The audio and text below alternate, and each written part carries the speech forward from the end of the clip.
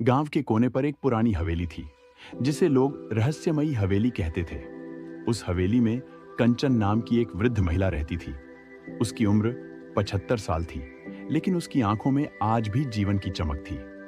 कंचन ने अपने पूरे जीवन में कभी किसी से शादी नहीं की। वह एक साधारण जीवन जीती थी, लेकिन उसके जीवन के बारे में कई कहानियां प्रचलित थीं। गांव वालों का मानना था कि कंचन के पास कोई गुप्त खजाना है।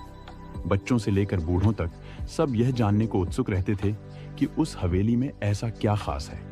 लेकिन कंचन किसी को भी हवेली के अंदर नहीं आने देती थी।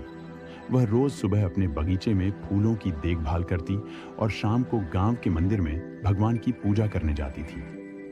रहस्य का खुलासा एक दिन गांव में एक नया अध्यापक अरविंद आया। अरविंद शिक्षित और दयालु व्यक्ति था। उसने कंचन के बारे में सुन रखा था और उसकी रहस्यमयी जिंदगी को समझने की ठानी।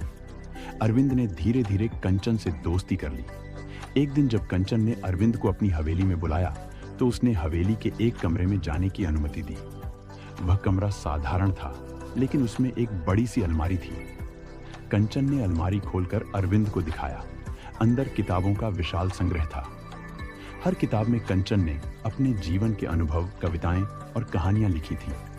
कंचन की अनमोल धरोहर कंचन ने बताया कि जब वह छोटी थी तो उसे पढ़ाई का बहुत शौक था, लेकिन परिवार की आर्थिक स्थिति के कारण वह ज्यादा पढ़ नहीं सकी।